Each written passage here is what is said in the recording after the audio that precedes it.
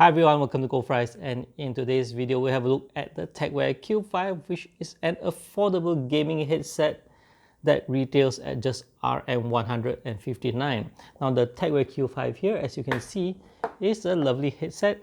It claims to have 7.1 surround support as well, and I definitely will share to you my experience on that. So now let's begin. Let's talk about the build first. So build wise, it actually is quite impressive for something of that price point.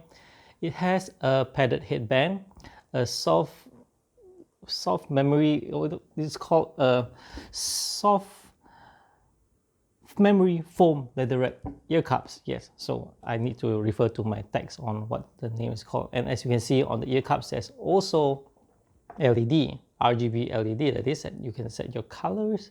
And overall, it's really good, and it has braided cables, and then there's the detachable mic here as well, which is a good touch. So overall, in terms of build quality, it looks great. Now let's go into the part about the user experience. Now, comfort is very important when it comes to using a headset. The top foam works great. After long hours of gaming, I felt no pain, stress on my head. As for the ear cups, it's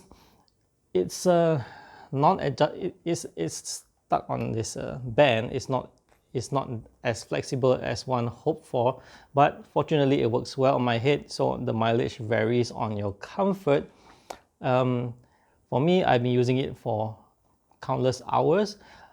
So far it's good, at least on my ear. It does not isolate sound that well, but overall, yeah, it's still comfortable. It's of a closed back design. What I think is that it has modding potential, but too bad I can't remove the mesh and everything else. Mic, as I said, detachable, and it's flexible too. And the controls are on the cable over here. And my only complaint overall when it comes to the overall, say, design of the product itself is that the cable is a little bit short. So my desktop PC is just on my right, and I had to run the cable through my keyboard, and I even printed something to hold the cable so that it does not obstruct my keys, like when I'm typing during chat.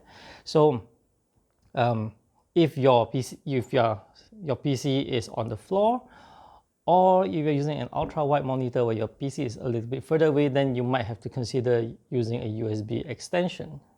As for the audio output, I'm surprised. It actually outputs at 7.1 really well, and believe it or not, I have not been winning any games at Apex Legends Season 3 until I start using this one. I have no idea why, but it definitely works louder than my previous headphone, which is already a good one, which is the Zenova Daytona U. And surprisingly, yes, I have to admit that I'm performing better when I'm using this one. So strange but true. Definitely, I think the audio is positioning is great.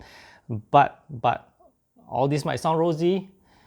You have to understand that the capability of this headphone is pretty much, in fact, everything about it depends on that software. You have to install it to get your 7.1 and whatever settings running. And that includes the control of the RGB LED as well. And have a look at this screen, of which the software is a bit wonky on this part. You might encounter it. I encountered it once, but after that, I have not encountered it since. So it does happen. And so basically, you still get to adjust the color. All I need is a static color. It will do, but as on screen recording right now, you see that it has been cycling through various colors simply because I am connecting it to my notebook just to power it up to show you in this. From this point on, I'll be showing you the software and how the software interacts with the RGB LED on the headphone. And of course, I'll show you my game recording, of which you hear my voice that's recorded through the microphone. Now I'll play some music as we move along because there'll be a long awkward silence, and I have no intention to bore you guys with my speech until the clip ends.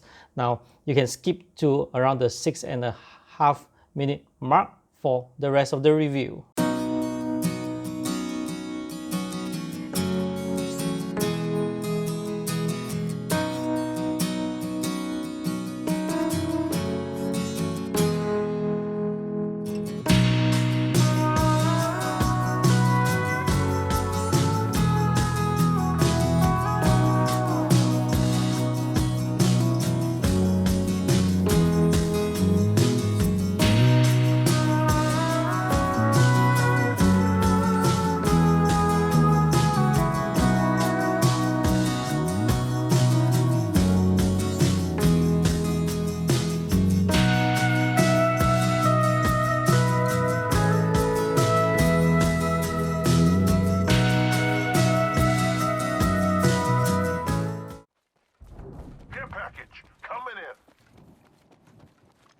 Careful, there might be people here.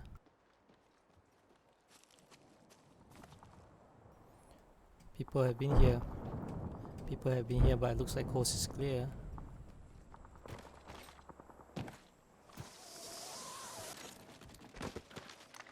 They jump off hiding already, so might be coming to us.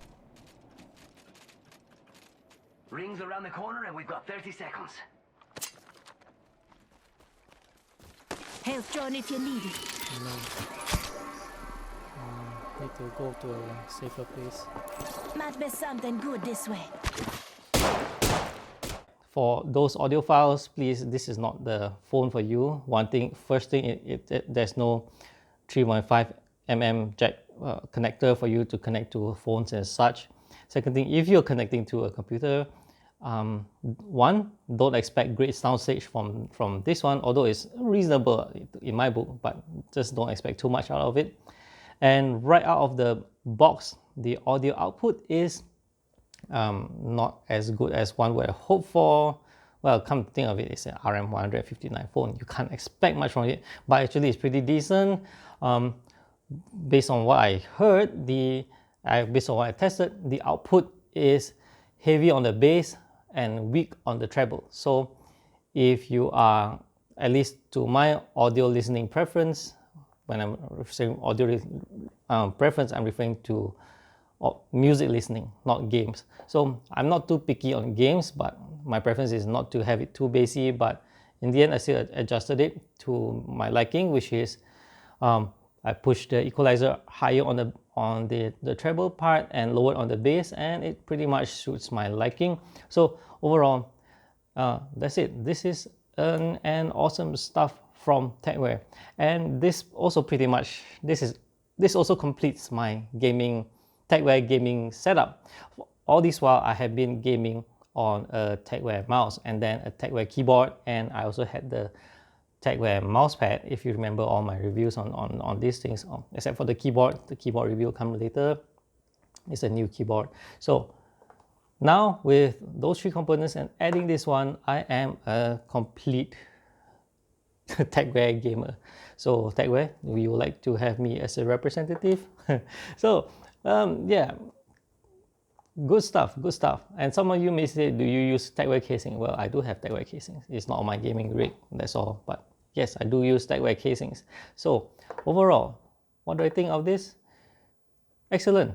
The Tecware Q5 is now on the top of my list when it comes to gaming headset on a budget. RM159, what more can you expect? The only concern for any user, I would say, is how this ear cups work, because it's not flexible. So if you have a big head, it might stress a bit on the top part. Small head, maybe at the bottom, but you can adjust it. You can adjust it quite a fair bit. So may or may not be a concern. I think the size when it comes, because some cheap or similarly priced headphones, you have a problem when you put it on the head, you feel that the pressure is very much on the upper part of the head. At least that's what I felt. So this means some people might feel it on the pressure on the lower, but overall this one is good. I don't face any issue with it. The only thing is whether the pivoting on to suit the head shape, whether it fits you. But the thing is, I find the band being it's not that tough like other headphones that I've experienced. So when it clamps on your head, it's all right. It's, at least to me, it's comfortable. Yes, so let's sum it up, wrap it up. Good headset, audio output quality and positioning very much depends on the software, and the software works well. A bit wonky, but it does not affect the experience. Like what I showed you, the interface went off, but I still managed to control. My only suggestion to Tecware is to lengthen the cable if possible. So overall, great stuff. Go badge, highly recommended. Alright, that's it for this video. Thank you for watching, guys, and I'll see you in the next one. Do remember to subscribe to my channel if you haven't. Bye bye.